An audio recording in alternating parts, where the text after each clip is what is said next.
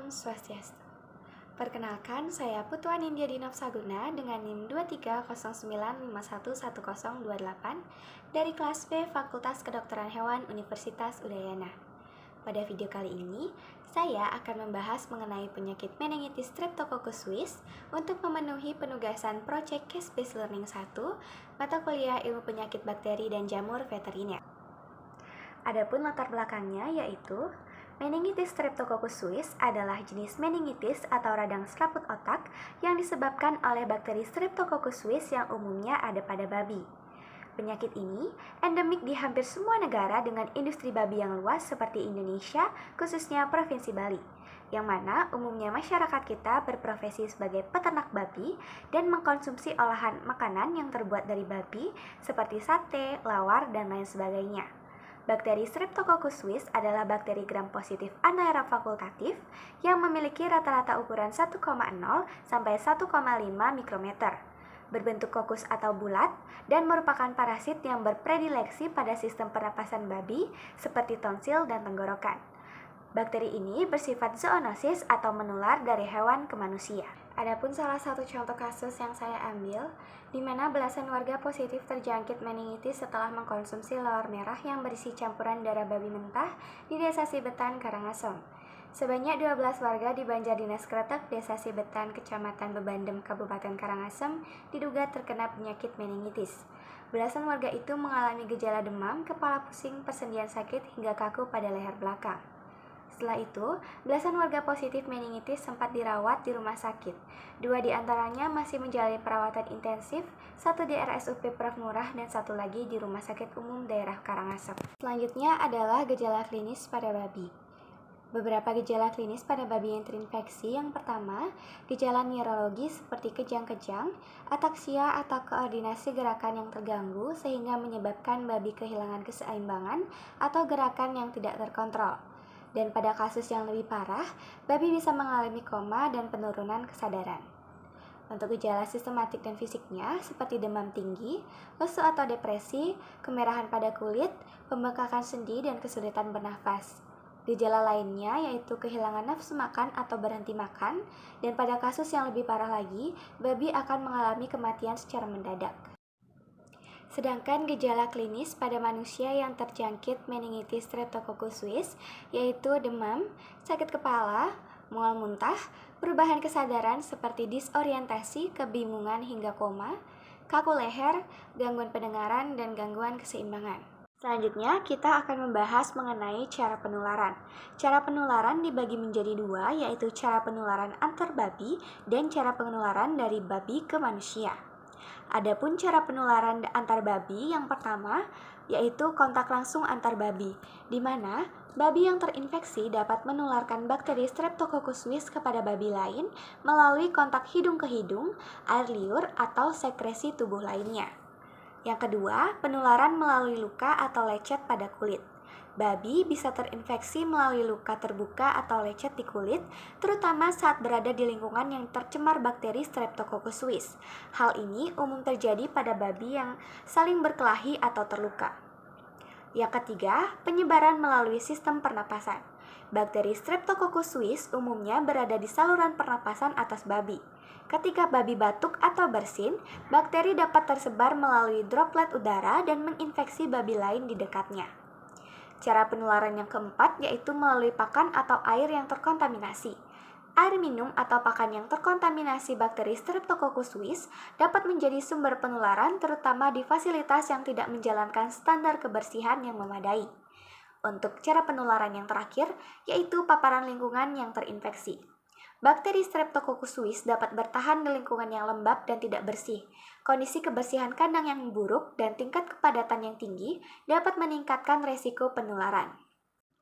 Cara penularan dari babi ke manusia. Cara yang pertama yaitu kontak langsung dengan babi yang terinfeksi. Pekerja di peternakan babi atau rumah pemotongan hewan beresiko tinggi terkena infeksi ini, terutama jika mereka memiliki luka terbuka atau lecet pada kulit. Bakteri Streptococcus suis dapat masuk melalui luka saat bersentuhan dengan babi yang terinfeksi atau cairan tubuh babi. Cara yang kedua yaitu paparan produk babi mentah atau tidak dimasak dengan baik. Konsumsi atau penanganan daging babi mentah yang terkontaminasi Streptococcus suis dapat menjadi jalur infeksi, terutama jika daging tersebut tidak dimasak dengan benar. Memasak daging dengan suhu yang cukup dapat membunuh bakteri Streptococcus suis. Cara yang ketiga yaitu kontaminasi melalui perawatan dan lingkungan. Alat yang digunakan dalam peternakan atau pengolahan daging yang terkontaminasi bakteri Streptococcus suis dapat menjadi sumber infeksi jika tidak dibersihkan dengan benar. Lingkungan yang tercemar dapat memudahkan penyebaran bakteri ke pekerja. Baik, setelah membahas mengenai cara penularan dan gejala klinis dari penyakit yang disebabkan oleh bakteri Streptococcus suis, selanjutnya saya akan membahas mengenai cara pencegahan dan penanggulangannya. Adapun cara pencegahan dan penanggulangan yang pertama yaitu manajemen kesehatan hewan, di mana pemilik peternakan harus melakukan pemeriksaan kesehatan secara berkala pada babi untuk mendeteksi gejala awal infeksi. Selain itu, pemilik peternakan juga harus melakukan vaksinasi kepada babi untuk penyakit terkait. Meskipun untuk saat ini belum ada vaksin spesifik untuk bakteri Streptococcus suis, vaksin untuk penyakit lain seperti penyakit pernapasan dapat membantu untuk memperkuat sistem kekebalan babi. Cara yang kedua yaitu kebersihan dan biosecurity, di mana peternak harus menjaga kebersihan lingkungan kandang dengan rutin membersihkan dan juga mendisinfeksi kandang. Selain itu, peternak juga harus memastikan bahwa kandang memiliki ventilasi yang baik untuk mengurangi kelembapan dan menghindari akumulasi bakteri. Serta, peternak harus segera memisahkan babi yang terinfeksi untuk mencegah penularan kepada babi lain yang masih sehat. Cara yang ketiga yaitu pengendalian stres, di mana peternak harus meminimalkan stres pada babi melalui pengelolaan lingkungan yang baik termasuk pengaturan suhu, pencahayaan, dan kepadatan populasi. Serta peternak harus memperlakukan babi dengan lembut dan hindari perlakuan kasar untuk mengurangi tingkat stres pada babi. Cara yang keempat yaitu pengendalian pakan dan air. Peternak harus memastikan pakan yang diberikan kepada babi sudah bersih dan tidak terkontaminasi, serta menyediakan air bersih yang aman bagi babi. Adapun cara pencegahan dan penanggulangan yang kelima, yaitu penanganan kasus infeksi, di mana jika peternak menemukan infeksi yang terdeteksi pada hewan babi yang mereka pelihara, maka peternak harus segera mengkonsultasikannya dengan dokter hewan untuk mendapatkan diagnosis yang tepat dan perawatan yang diperlukan. Serta peternak harus melaporkan kasus infeksi tersebut ke otoritas kesehatan hewan untuk mendapatkan bantuan dalam pengendalian wabah. Adapun cara pencegahan dan penanggulangan yang keenam yaitu pencegahan penularan ke manusia, di mana pencegahan penularan ke manusia ini dapat dibagi menjadi 4 cara. Yang pertama, menghindari konsumsi olahan babi mentah atau setengah matang, di mana masyarakat harus memastikan semua produk daging babi yang akan dikonsumsi sudah dimasak pada suhu yang cukup untuk membunuh bakteri Streptococcus suis. Cara yang kedua yaitu menjaga kebersihan pribadi, di mana pekerja atau masyarakat yang berinteraksi dengan babi harus mencuci tangan secara menyeluruh setelah menangani babi atau produk babi. Yang ketiga, pemeriksaan kesehatan, di mana pekerja atau masyarakat yang menunjukkan gejala infeksi harus segera memeriksakan diri mereka dan mengisolasi diri mereka jika itu diperlukan. Dan cara pencegahan yang terakhir yaitu edukasi dan kampanye, di mana untuk meningkatkan kesadaran pemilik peternakan dan masyarakat tentang resiko infeksi dari bakteri Streptococcus suis ini, pemerintah dapat melakukan edukasi dan kampanye mengenai resiko infeksi dan juga langkah-langkah pencegahan yang dapat diambil oleh masyarakat.